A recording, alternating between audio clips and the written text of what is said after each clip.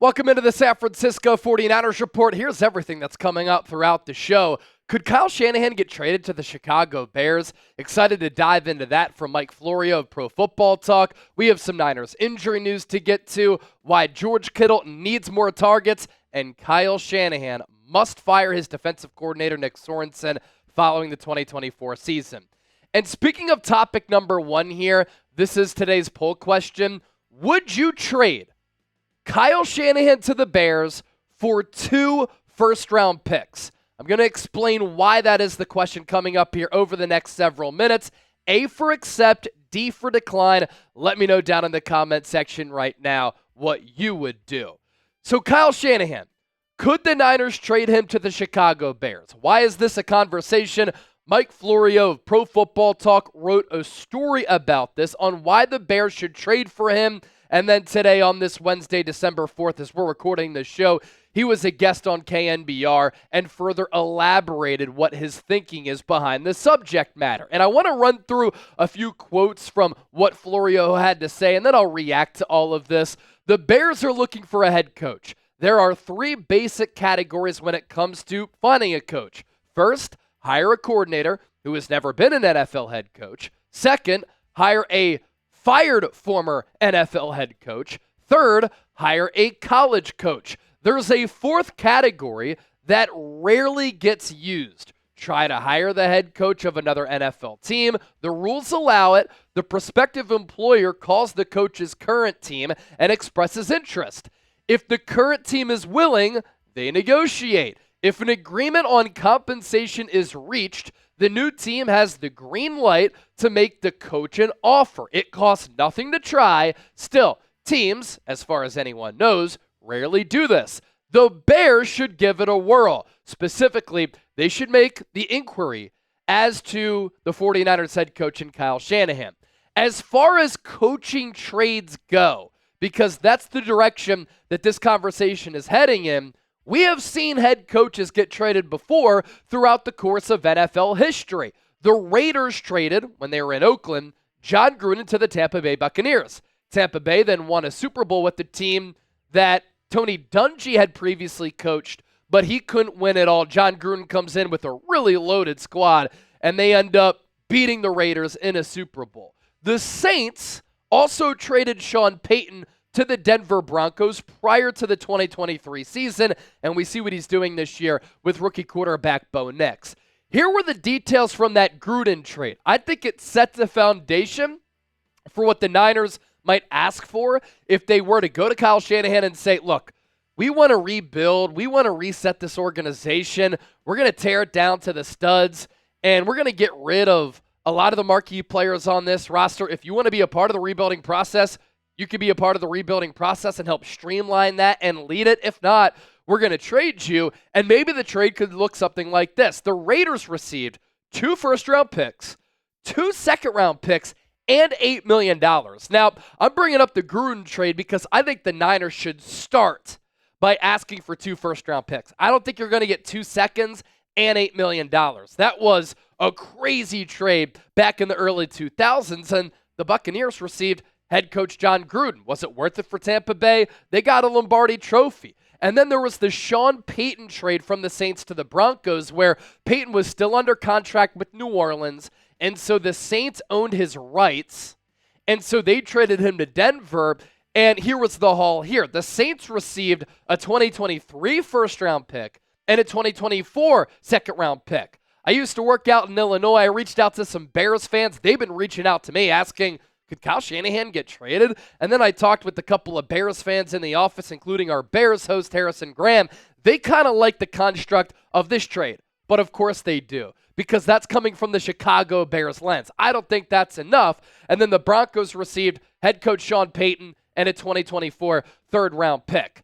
2 first-round picks to me is the starting point in a Shanahan trade, because he's a top 5, top 10 coach in the NFL, a great offensive mind. You'd have to compete in the NFC with Chicago, and he'd be going to the Windy City to team up with Caleb Williams. That would worry me a little bit, so I need some good compensation. More from Mike Florio on this. There's no obvious reason to think that he or the team would like a fresh start. from Shanahan's perspective, it's fruitless. He's under contract. From the team's perspective, who really ever knows? In early 2014, the Niners had a deal in place to send Jim Harbaugh to the Browns. And that was after 3 stellar seasons featuring 3 conference championship games and 1 Super Bowl. Although Harbaugh ultimately decided not to do it, it's worth making the inquiry. Shanahan's dad, Mike, is from the Chicago area. More importantly, Shanahan is an offensive wizard who would get the most out of quarterback Caleb Williams. I agree with that last point. And, I cover the entire NFL here, not just the Niners. And going into the 2024 season, I had said, once the Bears got that number 1 overall pick, do not bring back Matt Eberflus. He is not a head coach in the National Football League. Shoot, I don't even think he's going to be a defensive coordinator with his next job, because that's how ugly it was in Chicago. Bad game management, didn't win a lot of games, didn't win a Sunday road game, I think, throughout his entire tenure or something like that. What I would have done if I was Chicago, hire Adam Peters, former Niners assistant GM, let him hire an offensive coach, pair that offensive coach up with Caleb Williams, and then you have offensive continuity. What did the Bears do? Brought back Matt Eberflus, who brought in a new OC. The new OC got fired. Caleb Williams then had an interim OC in Thomas Brown, who's now taking over for Eberflus, who got fired. And now next year, Caleb Williams might have his 2nd head coach in as many years and his 3rd offensive coordinator.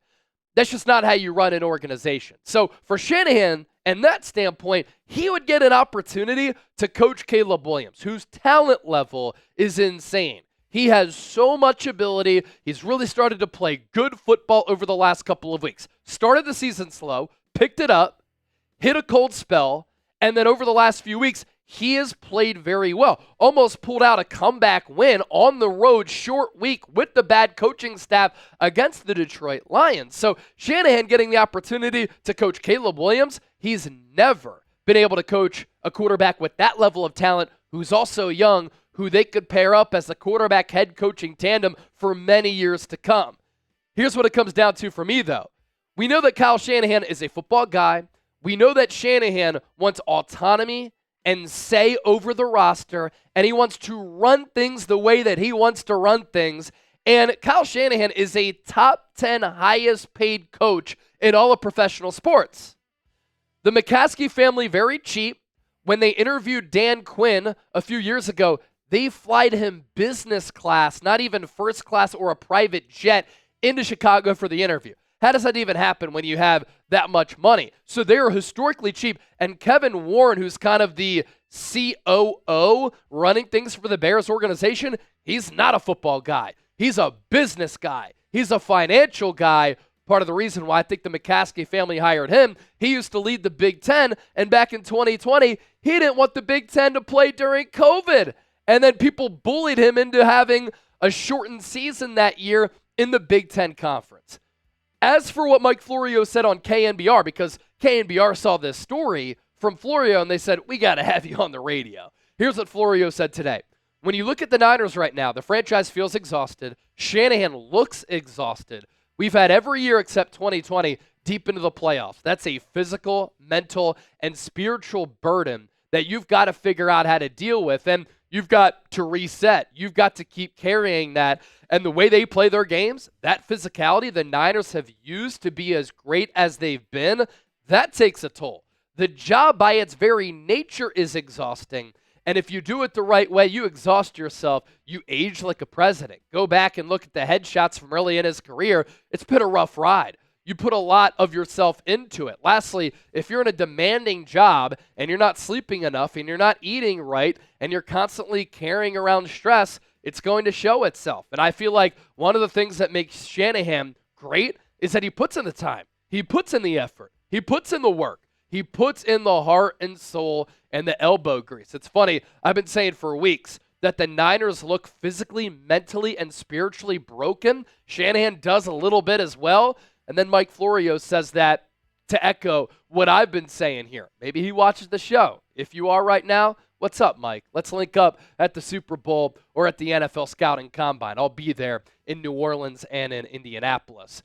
I also tweeted this out last week, and maybe Mike Florio saw this as well. Kyle Shanahan has aged during his Niners tenure, similar to how presidents age during their time in office. And you see so many side-by-side photos of a president when he gets inaugurated and then a president at the end of the term.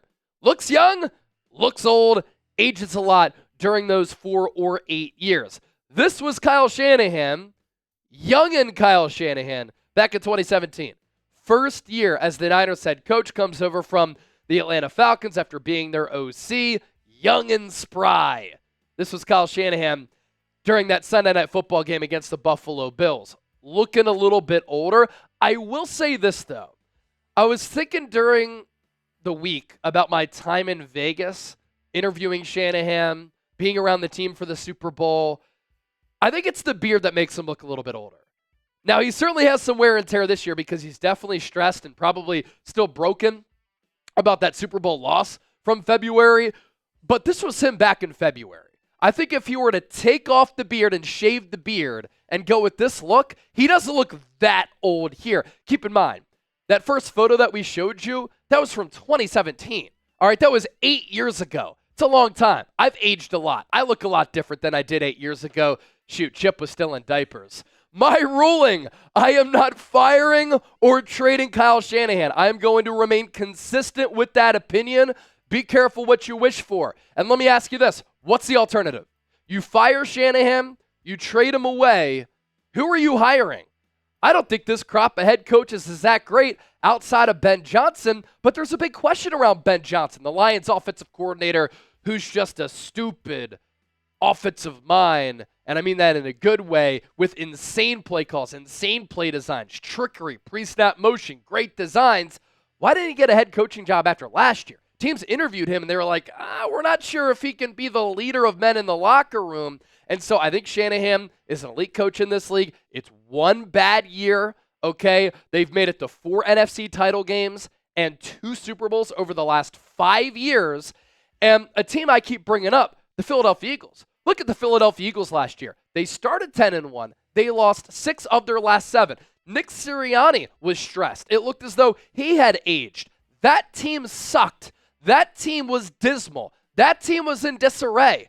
It was ugly. People wanted Sirianni fired. People were questioning the entire roster. Howie Roseman. They've won 8 games in a row. They're 10-2, and they look like a bona fide Super Bowl contender. So sometimes an offseason where you have a mental and physical reset, where you can take a deep breath like the Niners need to do, which is why I don't want them to make the playoffs, that can do them a lot of good. I think it can do the Niners a lot of good. So today's poll question, let's revisit it. Would you take 2 first-round picks for Kyle Shanahan? A for accept, D for decline. Join the conversation down in the comment section right now. A lot more to get to here on the show, but first, today's Niners Report, sponsored by our friends at Game Time. What time is it? Game Time. They have the best seats at the lowest price guaranteed. Prices drop as the event gets closer. So many great features, flash deals, zone deals. The more that you wait until the start of the event, the more that prices drop. And then the user interface and the user experience is awesome. You can see the view from your seat before you buy right on the app, so that when you get to the game, you know exactly what to expect when you arrive. If you want to go to Niners Bears, fittingly, that's a conversation that we're having on today's show. Shanahan to the Bears. That game coming up on Sunday. NFL Week 14 slate. Plenty of tickets available at Levi's Stadium. Download the app, create an account, use the code CHATSPORTS, CHATSPORTS, for $20 off. Terms apply. First purchase only. It's not just an app, by the way, for sporting events. Thanks to Game Time Picks, you can find tickets to concerts, comedy shows, theater events, and a whole lot more. We'll put that information down below in the comment section and in the description of today's Niners Report. We move forward. What we're discussing on today's San Francisco 49ers Report, we have some Niners injury news to hit. Why George Kittle needs more targets and Kyle Shanahan has to do a better job of drawing up pass plays for his best receiver, who only had 1 catch, and it came early in the game against the Buffalo Bills back on Sunday Night Football. And I'm going to break down why Kyle Shanahan must fire Nick Sorensen after the 2024 campaign. As for some Niners injury news, 2 marquee players and 2 stars on this Niners roster not practicing yet again on Wednesday. Their injury status as we look ahead, still in question after Trent Williams and Nick Bosa missed that game against Buffalo and then both missed the previous game against the Green Bay Packers as well. And even before they missed those 2 consecutive games, Trent Williams and Nick Bosa were playing banged up, especially in that game against the Seattle Seahawks. Trent Williams continues to deal with an ankle injury. Last week, he was on one of those scooters where his leg was elevated. That's not a good sign because he's a big dude who, when you get in those pass sets and when you run block, that's a lot of weight on your lower half. And then Nick Bosa, as an edge rusher, he has to deal with getting chipped, getting double and triple teamed, and then he excels with the bend and the twitch to get around the corner, and so he's dealing with hip and oblique injuries. So both these injuries for both these players impact how they play the game of football, and these are 2 players whose impact is felt on tape, on the stat sheet, but also beyond the box score. Our eyes don't lie to us. This Niners team offensively and defensively is much different with and without Trent Williams and Nick Bosa. When they're on the field, you see that they're ballers. When they're off the field, this Niners team simply is not the same. Trent Williams is the anchor of the line of scrimmage on the offensive side of the rock for the Niners. And I know he's had a little bit of a down year. It's a little bit of a concern as he gets a little bit older. I think he's feeling the effects of the 4 NFC title games and 2 Super Bowls played over the last 5 years, having shorter off seasons. He's still, though, elite in the run and pass game, but he also brings a great presence, leadership, confidence, swagger to this Niners team as a whole. And in 2024, his number is still really good. Overall Pro Football Focus grade of 85.6. That is 6th among 131 offensive tackles. Pass blocking grade, 84.5. 9th. Run blocking grade, 81.4. That's 9th. So by these metrics here from Pro Football Focus, he is still playing at a top 6, top 10 offensive tackle level on an offensive line that's not good. He has given up 17 pressures, higher than normal. That's 90th among those 131 tackles, but only 1 sack allowed, and that's Brock Purdy's blind side. I will say that in the place of Trent Williams, Jalen Moore has played really well. Since taking over in Week 12 against the Green Bay Packers, Jalen Moore has the 5th highest grade, according to PFF, 83.5, among all tackles. And he's been the 11th highest player among all offensive linemen. So that's a positive development. Now, if you're asking Chase, if he's playing that well, can he play right tackle? Unfortunately, he's not comfortable playing right tackle. But with the whole offseason, could the Niners groom him there so that Trent Williams is the left tackle, Jalen Moore is the right tackle next year, and then you don't have to use some of those assets in the draft and in free agency? Maybe that's a path. But Jalen Moore has even said, I don't really like playing on the right side. That's not where I'm comfortable. It is valuable, though, to have a good backup left tackle, especially considering the age of Trent Williams. And by the way, I think the Niners in the draft, they have to get their future right tackle who eventually can take over for Trent Williams, get a center and a left guard as well. Nick Bosa, as for him in 2024, it's crazy to me that people have been in my mentions and in the comment section here on YouTube saying Bosa's overrated. $34 million per year for what? This guy is one of the more elite defensive players in the National Football League. Overall PFF grade this year of 90.3. It's hard to surpass that number for any player. Pass rush grade, 87.2. Run defense grade, really good, 74.6. When he went out following that Seahawks game, he was number 1 in the league in pressures with 52. He was number 2 in hurries with 34. He was number 6 in quarterback hits with 10, and he was tied for 4th in sacks, and that came on 320 pass rush snaps. If you're saying, Chase, he's been hurt a lot, these 2 games are the only games that he's missed except for 1 outside of when he tore his ACL in 2020 after his rookie season, and he suffered that injury week 2 against the Jets. So he has been a pretty available player, and he's been a highly impactful player. When Nick Bosa was on the field against Seattle, and that really started the downslide for this Niners team. They've lost 3 games in a row, and it started with choking against the Seahawks, and now the Seahawks have won 3 games in a row, and they're up one game in the NFC West, 2 games on the Niners, when Bosa was on the field, Seattle was averaging 3.3 yards per play. When Bosa was off the field, 6.1 yards per play. And the Seahawks scored both of their touchdowns when Bosa was on the sideline. Elsewhere on the Niners injury report, Deommodore Lenoir limited with that knee injury in practice. That's a good sign because last week he did not play. And maybe we'll see Dre Greenlaw soon. If it's not this week, could it be next week? Could the Niners hold him out? Of note, he is going to be a free agent. So he probably wants to get on the field to prove he can still play and stay healthy, and he can come off that torn Achilles. Limited today with an Achilles injury as he comes off that. George Kittle. The Niners have to target George Kittle more. San Francisco against the Bills. I know it was in the snow, but they had 86 passing yards. Josh Allen had no issues throwing dots and seeds as the snow was coming down.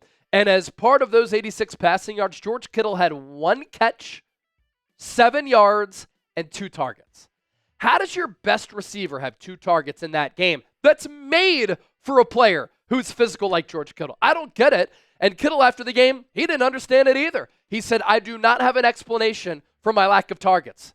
I think I ran like 6 more routes the rest of the day after catching the first pass of the game. I felt pretty open multiple times. It is what it is. Brock Purdy on George Kittle. And by the way, I'm not sure if Kittle's sending a shot at Kyle Shanahan. Could have been. I thought we had some good plays drawn up. It's just tough with the conditions. We're running the ball so well. And then when we did have the opportunities to throw balls, the reads just didn't get me to George Kittle within the play. So it's just sort of how it went. But obviously, we'd love to get George in the ball as many times as we can, and it sucks that we didn't. Think about this, and let's briefly revisit the point that I just made. It was snowing. It was a snow globe in Buffalo. George Kittle is built for bad weather. He is their best receiver. Brandon Ayuk is in a knee brace. Deebo Samuel might be cooked. And George Kittle has 1 catch, and it came on the first pass. No more catches the rest of the game? That's wild. Some chat stats on Kittle. Before Sunday, Kittle had earned at least 4 targets in every game while going for at least 40 receiving yards while eclipsing the 50-yard mark in 7 of his 9 prior outings. And then he gets 2 targets against Buffalo. Kyle Shanahan, you got to be better. We round out with this.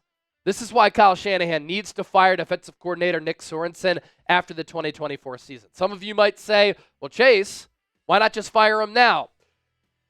We have 5 games left, and it doesn't make sense to fire him now. You're already going to miss the playoffs, so what does a change do right now? Really doesn't help you. The signs of a bad defense. I came up with this list when I was thinking about how the Niners have played this year, which is an indictment on Nick Sorensen. Sign of a bad defense, or signs. We're going multiple. Poor production. Lack of creativity. No adjustments. Scheme breakdowns. Communication miscues. Bad tackling. Not good on 3rd downs or in the red zone. Inconsistent against the run and pass. Lack of player development. This one really bothers me because we have seen Jair Brown go from having a really solid year last year, Steve Wilkes, defensive back background, to having a terrible year this year. Bad coaching hinders and puts a stop to an increase in player development. Because you're not putting your players in a position to succeed. They're not feeling comfortable. And all those scheme breakdowns on the back end, it's making some of the young players look bad. And I thought that this was pretty telling what Brian Baldinger had to say about Nick Sorensen.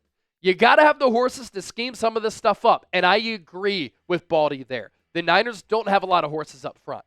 But he continues.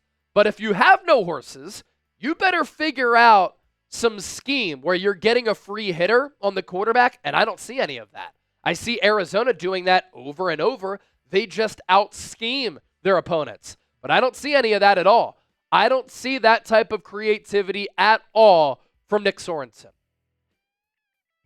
That's Brian Baldinger saying, Nick Sorensen doesn't look cut out to be a defensive coordinator. He's taken a couple of shots at Nick Sorensen. He's critiqued him. If you don't want me to say shots because you think it's unfair, Brian Baldinger knows that Nick Sorensen might be in over his skis a little bit. He's not cut out to be a defensive coordinator. And that's why Kyle Shanahan has to get rid of him and move on after this season. And this move can serve as part, and just one move, of an offseason that has to include A lot of moves for San Francisco to reset this organization a little bit, get some fresh blood in there, get some fresh energy in there, make some changes, and start fresh for 2025 and try to complete that quest for 6. If you want Nick Sorensen fired, type FN for Fire Nick. I want to see where the people are at. Thank you so much for watching. Don't forget to subscribe. We will be live on Thursday here on the Niners Report and our normal time slot, 5:30 p.m. Eastern, 2:30 p.m. Pacific.